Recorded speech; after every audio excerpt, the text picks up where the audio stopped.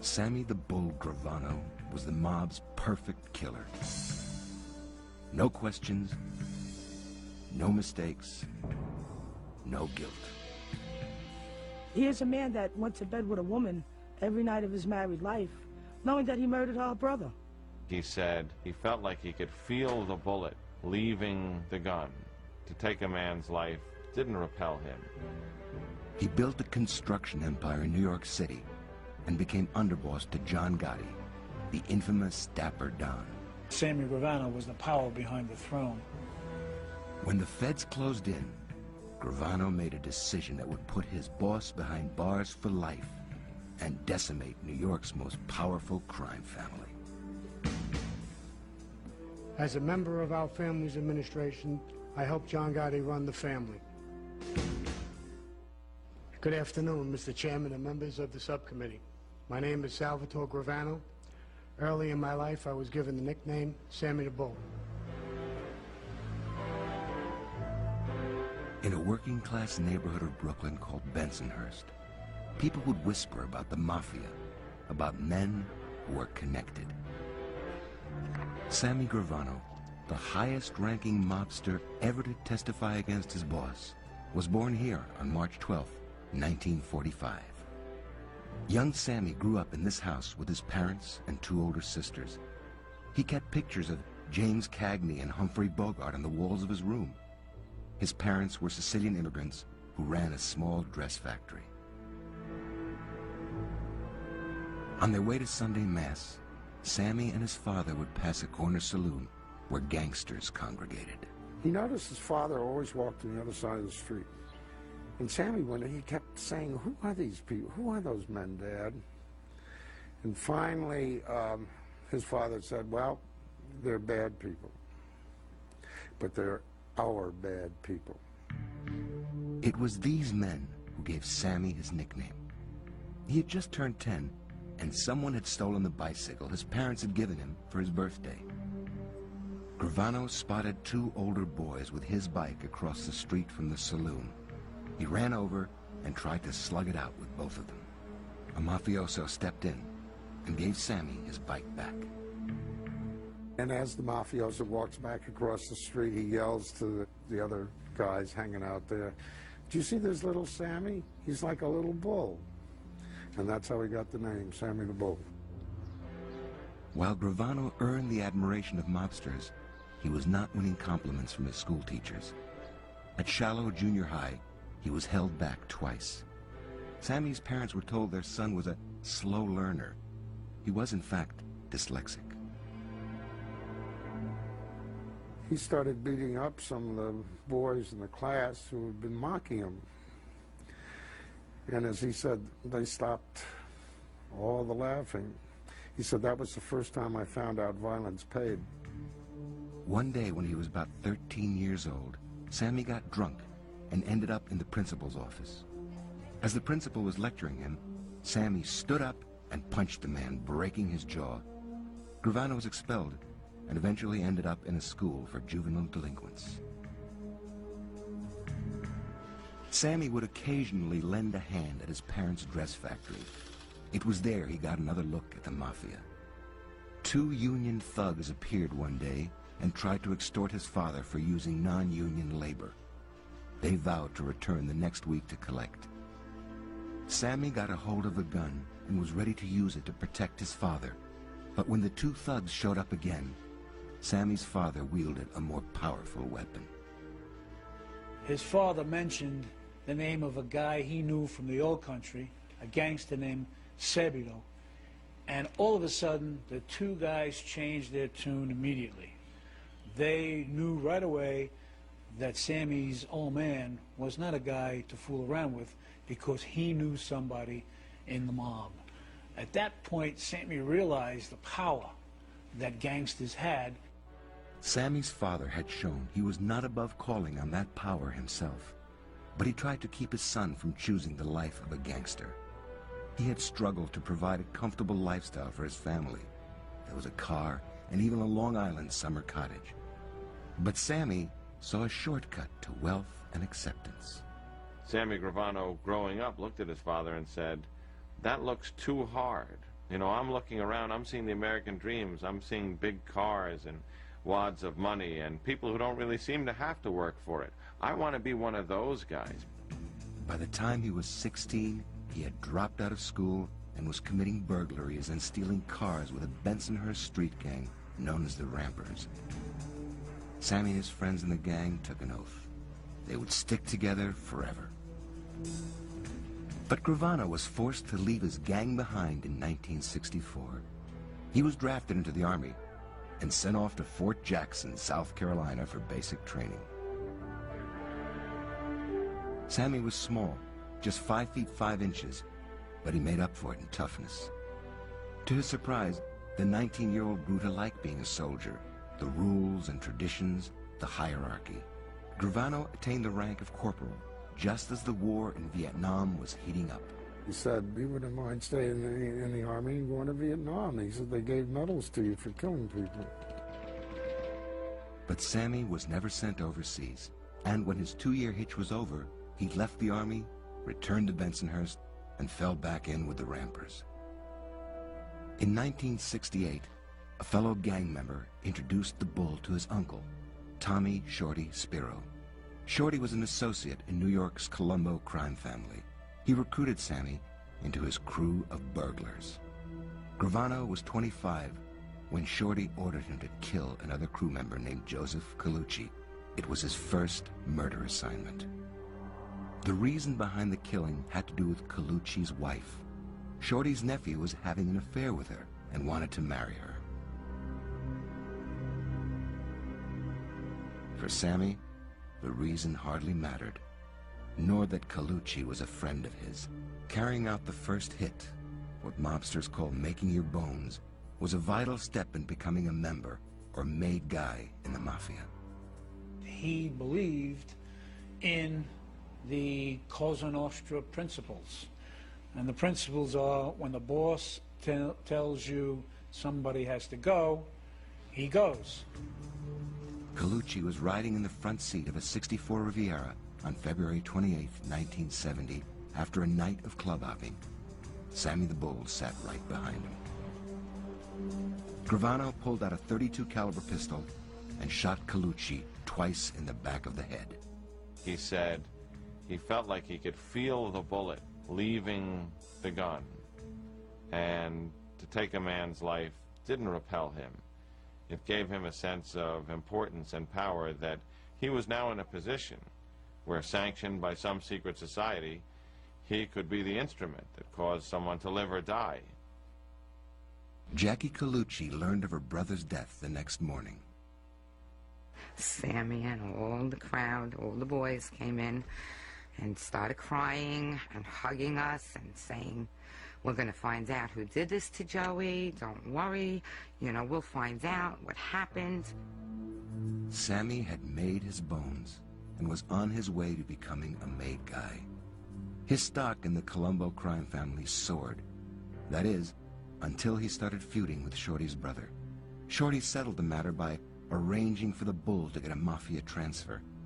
He left the Colombo family and joined another one, the Gambinos, then the most powerful in New York City. By now, Gravano had started a family of his own. When Sammy met 17-year-old Deborah Shibetta, her innocence caught his attention.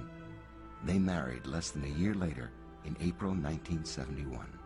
Sammy would later say they were like wolves who mate and stay together for good. Deborah understood the world she was entering. An uncle was a mob captain. She was strong-minded. She was not flashy. She was good-looking. And she loved Sammy, and Sammy loved her. The couple had a daughter, Karen, and later a son, Gerard. The biggest day of Sammy's life, however, was neither his wedding nor the birth of his children. It came in 1976, when Gambino crime boss Paul Castellano inducted Sammy the Bull Gravano into La Cosa Nostra. Castellano kissed the 31-year-old gangster on both cheeks. He decreed, "I am the boss. I am the father of the family. I am your God." In less than a decade, Sammy would betray that oath, joining a plot to murder the father of the family. A plot masterminded by a man to whose fate Gravano would forever be linked. John Gotti.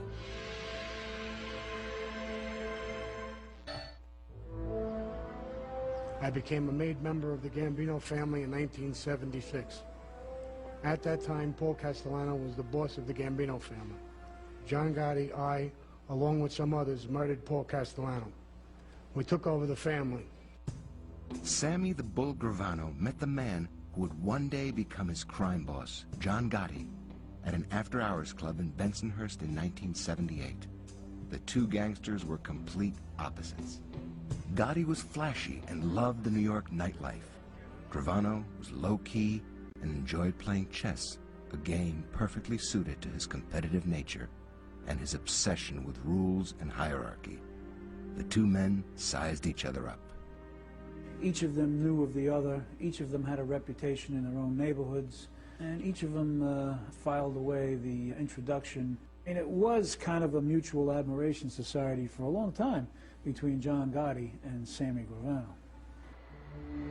Gotti was an unofficial mob captain, busy hijacking cargo at JFK Airport. Sammy was just making his mark in a racket that required more intelligence, one that would make him a rich man. Construction.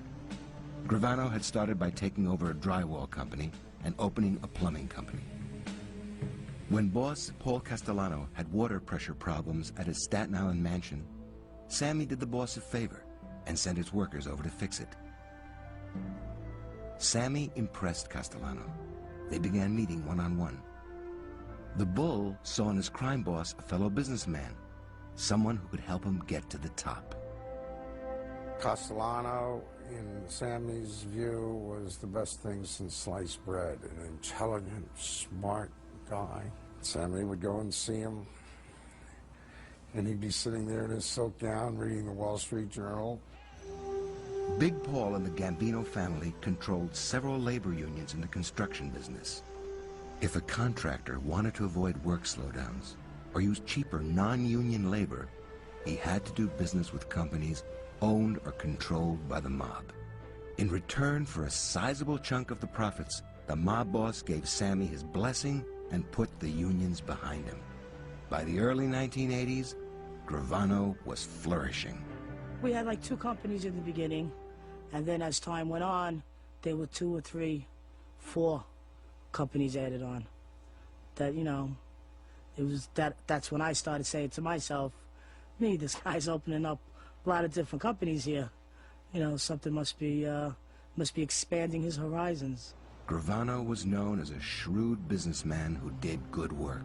But people who called on Sammy's influence and went into business with him sometimes found they got more than they bargained for.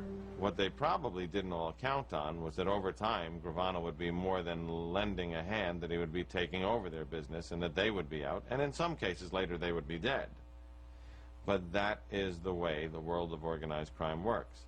It is all about the threat of force, then the use of force, and ultimately murder to achieve one goal, which is to make money. The Bull was not only earning a reputation as a big money maker for the Gambino crime family, the boss knew he could also count on Sammy as a killer. In 1980, boss Castellano ordered the murder of a Philadelphia capo named Johnny Keys Simone. This time, Gravano was not the trigger man. Sammy formed his own crews now to carry out mob executions that he planned. He says, you don't have to be a genius to pull the trigger. That's the easiest part of it. It's setting it up. It's making sure it's done. In his rise up the mafia ladder, Sammy would not let anyone stand in his way, not even members of his own family. Sammy's brother-in-law, Nick Shibetta, was a low-level crime associate whose cocaine and alcohol problems, along with his homosexuality, had become an embarrassment in the underworld. There were fears he might become an informant. Gravano asked the boss for permission to kill his brother-in-law. Big Paul approved the hit. Gravano's crew murdered Shibetta, and in a sign of disrespect, carved him into pieces. A hand was discovered and buried in a coffin. Sammy comforted his wife during her brother's funeral in 1981. Deborah Gravano had no idea her husband was behind Nick's murder. Here's a man that went to bed with a woman every night of his married life, knowing that he murdered her brother. Not a lot of men can say that. Like other gangsters, Gravano had an ability to separate his mob world from his family life when he returned to his Staten Island home every evening. He had to work hard to bring those kids up.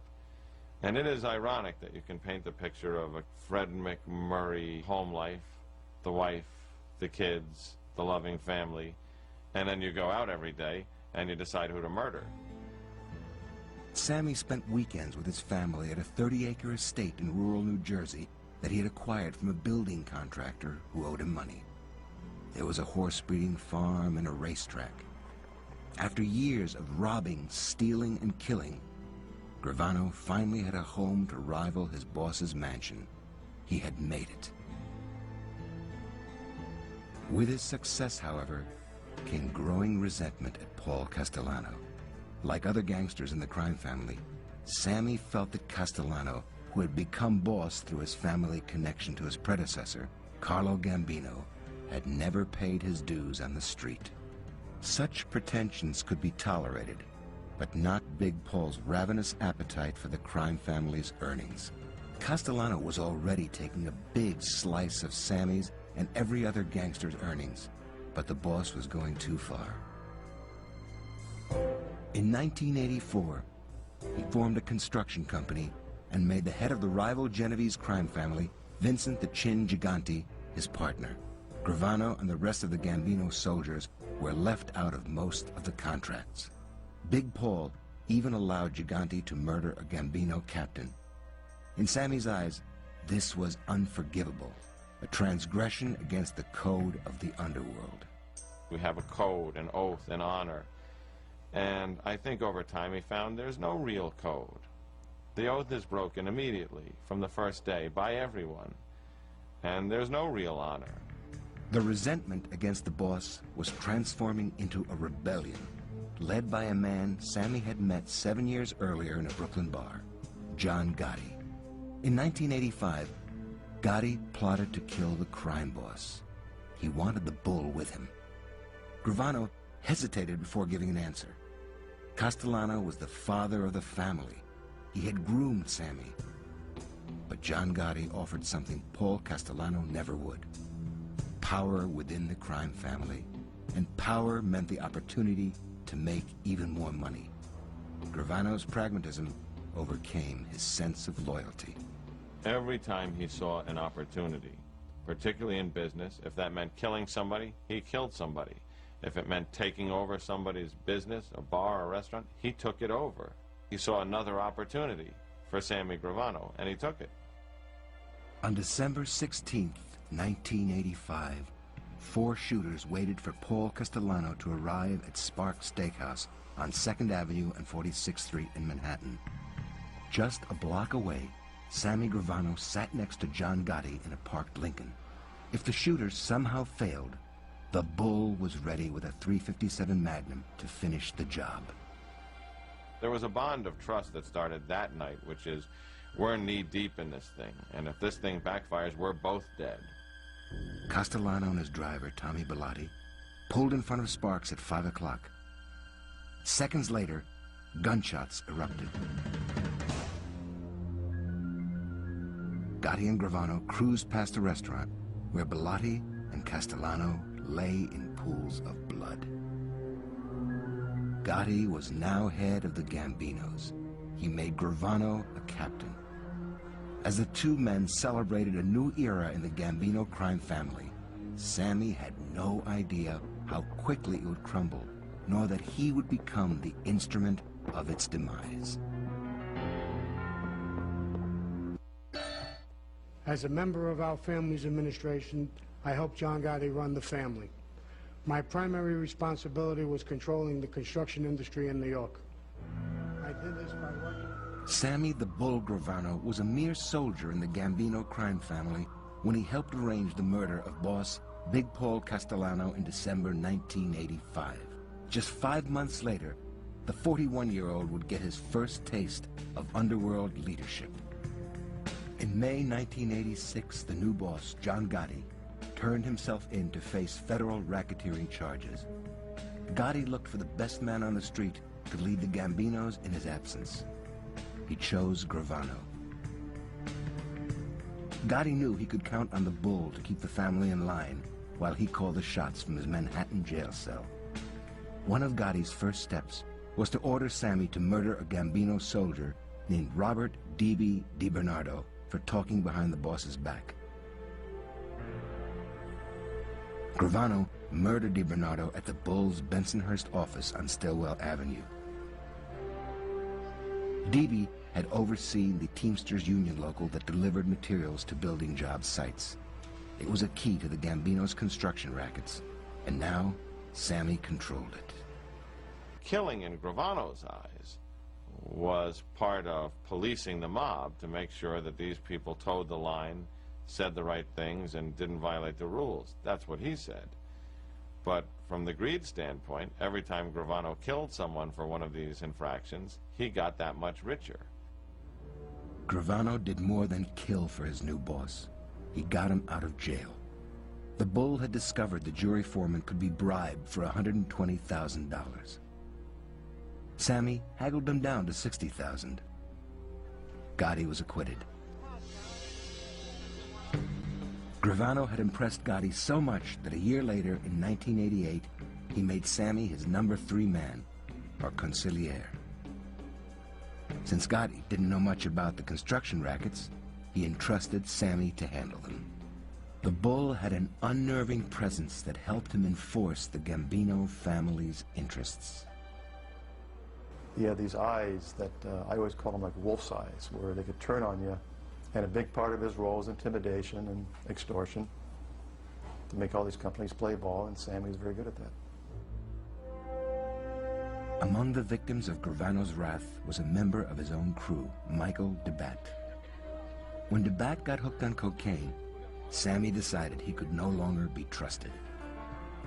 One of the Bull's crew members put 6 bullets in DeBat's head and neck. Gravano told DeBat's sister, Roseanne Massa, who had once been his secretary, that he had nothing to do with the murder. Sammy came to my brother's wake and gave us $500. That should have comforted us. And we took that $500, burnt it up in the ashtray, and told my brother to rest in peace. Sammy's ruthlessness was taking him to the pinnacle of the Gambino family. A squad of FBI agents was now paying close attention to Gravano, something the Bull was tipped off about by the teenagers he played handball with near his Bensonhurst office. By now, Sammy's family had moved to this more upscale Staten Island home. Agents knew Gravano rarely strayed from his morning routine. By 7:30, he was on his way to Gleason's gym in Brooklyn. Teddy Atlas, who had once honed the skills of a Brooklyn teenager named Mike Tyson, trained his fighters there.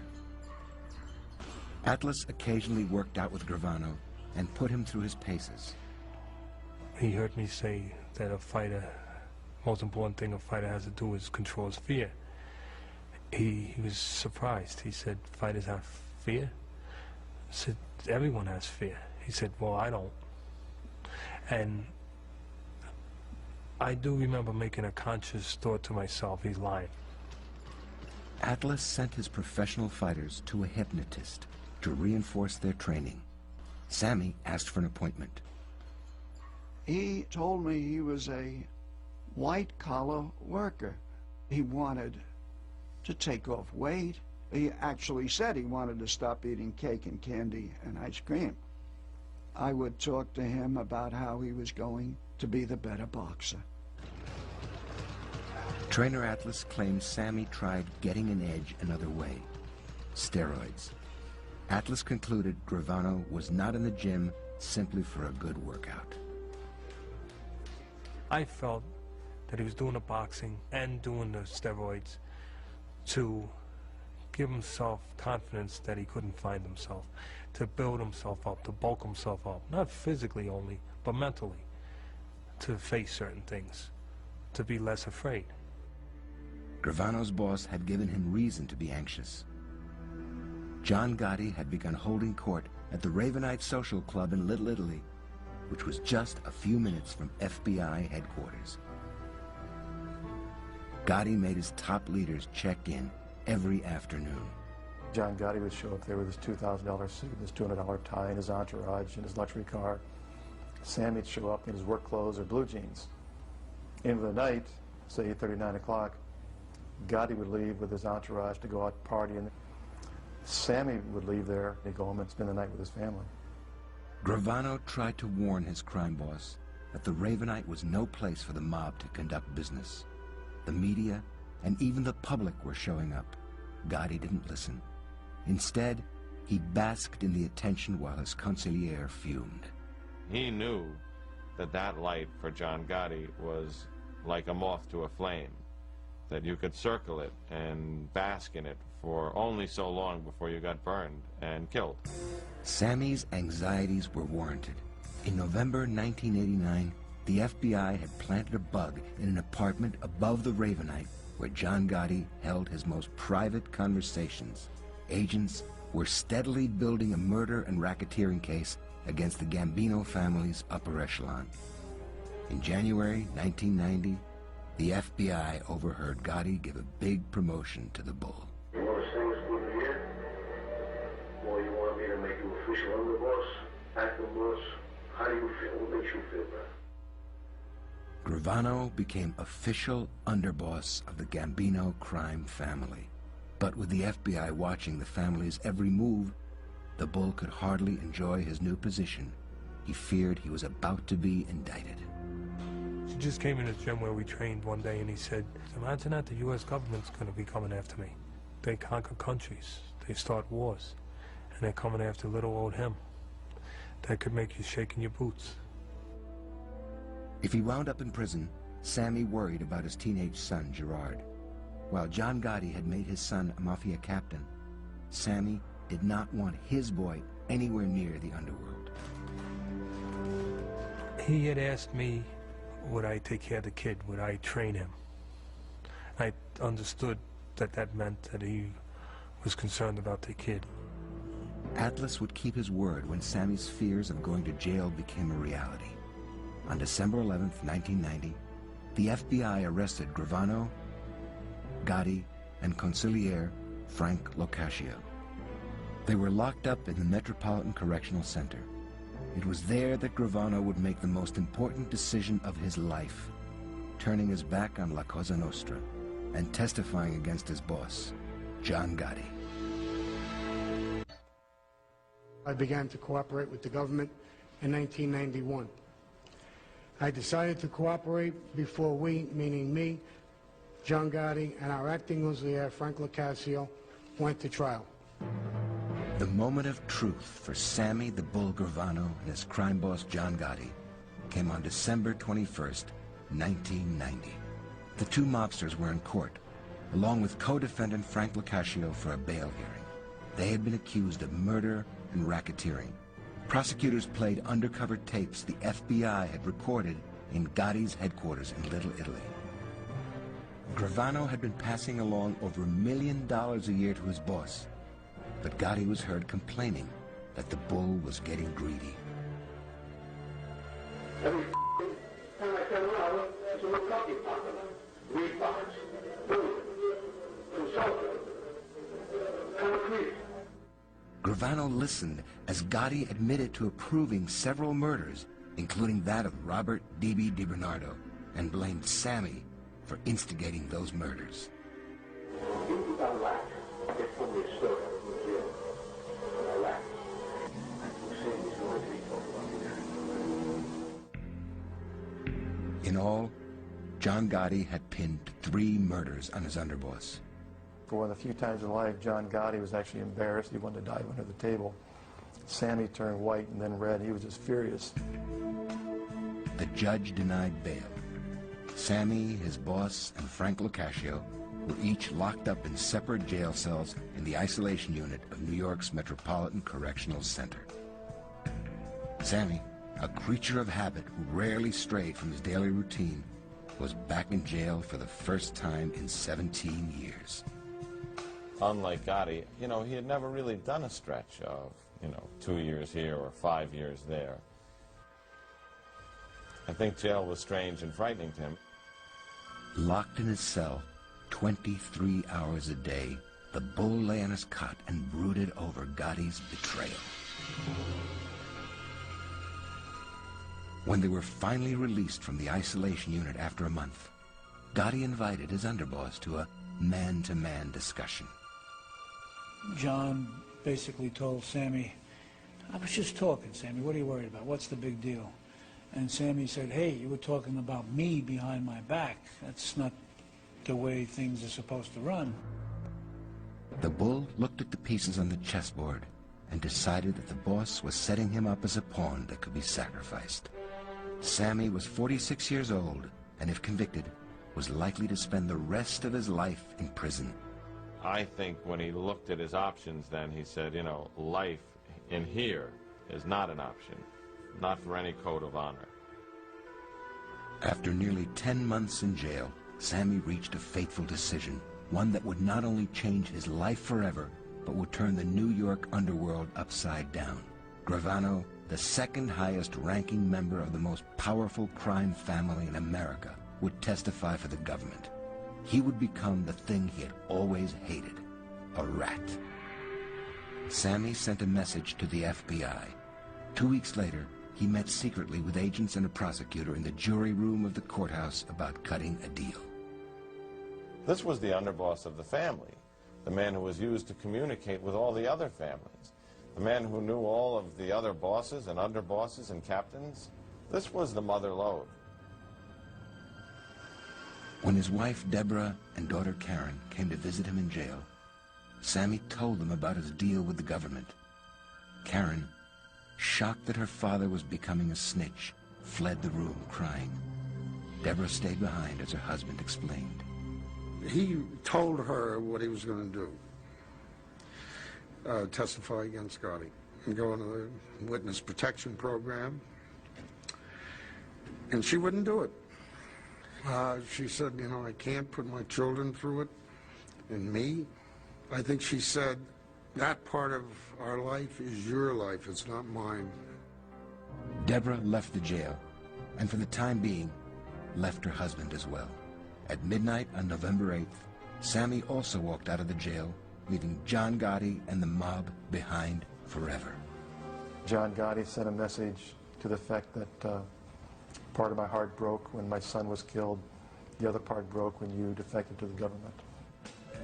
The bull was transferred to the FBI's training academy in Quantico, Virginia, where a deal was finalized. Gravano agreed to testify for 2 years in any case the government wanted. The most prison time he could get was 20 years. Back in New York, when word got out that Sammy had become a government witness, flyers were posted all over the city showing Sammy's head on the body of a rat. There are times where he had pangs about cooperating. He had a lot of guilt for what he was doing, a lot of remorse. And he always had this constant fear of being abandoned by the government. On March 2nd, 1992, Gravano became the highest-ranking member of La Cosa Nostra ever to testify against his boss. As he settled into his chair, Sammy ignored Gotti's stare. The jury listened as prosecutors led Gravano through a blow-by-blow account of his life in the mob and the murder of Gambino crime boss Paul Castellano. They believed him. They didn't like him. They didn't like him at all. He's not a likable guy in a lot of ways. Well, in all ways, frankly. But they believed him. Gotti's attorney, Albert Krieger, cross-examined Gravano. The bull stood his ground. He was contained, articulate, not responsive as the angry, blustering degenerate I now know him to be. I was a good, loyal soldier, Sammy announced near the end of his 9-day testimony. John barked, and I bit. On April 2nd, 1992, The jury found Gotti guilty of all murder and racketeering charges. Gravano's attitude was Gotti tried to betray him, and Sammy took steps to see that that didn't happen. Like it was a chess game, except Gotti was playing with checkers. Gotti was sentenced to life in prison without parole at the U.S. Penitentiary in Marion, Illinois. Gravano, on the other hand, was about to become a free man. After helping to put his crime boss, John Gotti, in prison for life in 1992, Sammy Gravano spent the next 2 years testifying for the government. He became the most famous mob turncoat since Joe Valachi. Like Valachi, Gravano testified before a U.S. Senate hearing on organized crime. This one focused on the mob's corruption of professional boxing, including its practice of paying off fighters to throw bouts. Then I believe if he would have knocked them out by accident, he would have picked them up. By the time he finished testifying, Gravano played a role in sending 37 people to prison. They included a juror, a cop, several union officials, 4 crime family bosses, 9 captains, and over 30 mob soldiers. You never got guilty pleas from these characters before. You point Sammy at them and they give up because they know Sammy knows. Sammy was their boss. Gravano's own sentencing came on September 26, 1994. The bull faced up to 20 years in prison.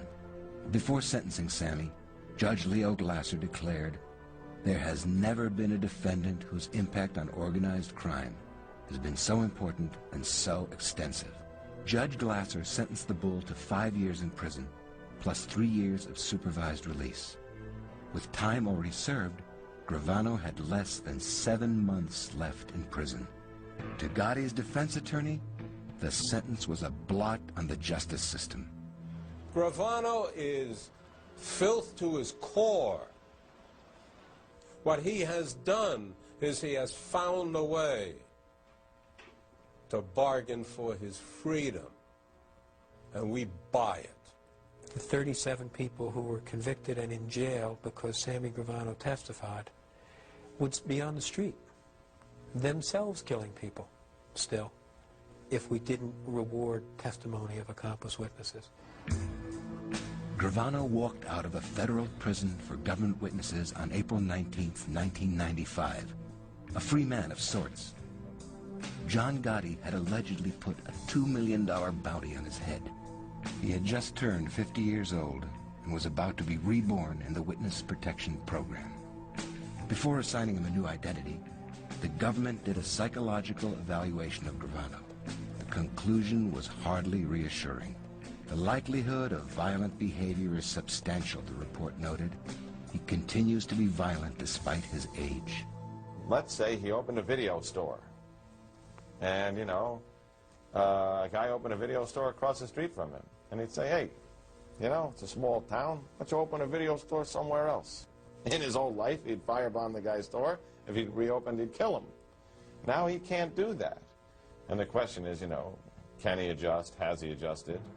As the bull tried to start a new life with a new identity, he showed he was anything but predictable. He had always hugged the shadows as a gangster. But rather than sink safely into anonymity, Gravano soon dropped out of witness protection and thrust himself back into the public eye. In a best-selling book written with Peter Maas, and in a television interview with Diane Sawyer. Sammy appeared without a disguise, giving the country a good look at his plastic surgery. Just as his crime boss once had, Gravano now seemed to crave the spotlight.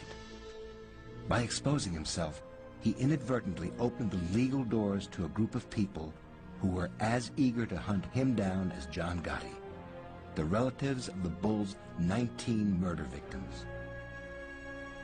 The book allowed them to file wrongful death claims against Gravano under New York's Son of Sam law. Roseanne Mass's brother Mike DeBat was one of Sammy's victims, most of whom were associated in some way with the mob.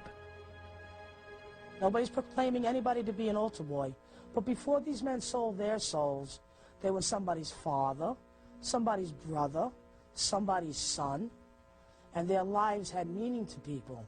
It's good for Sammy Gravano to know that he can't entirely wrap himself up in the American flag, because out there are people who, under color of law, are seeking to recover the money that he's made from the murders that he committed. When Gravano returned to the stand in 1997 to testify against Genevieve's crime boss, Vincent the Chin Gigante, the families of the Bulls murder victims converged on the courthouse. What's Gravano doing here? Selling more books. During cross-examination, Gigante's defense attorney forced Gravano to admit that he hoped to make nearly $1.5 million from his book and a related movie deal. Gigante was convicted. The wrongful death suits are still pending. So many lives were touched by the actions of this one man. That this one man, look what he's done to his own family. I think about his son and his daughter. You imagine the weight of the world on his son's shoulders? I think about this kid. His daughter. What happens the day she gets married? Sammy gonna walk her down the aisle? Deborah Gravano sold their Staten Island home and moved to another state with daughter Karen and son Gerard. She and Sammy have divorced, though he occasionally calls to check up on their children. Deborah now knows for certain that Sammy was responsible for killing her brother.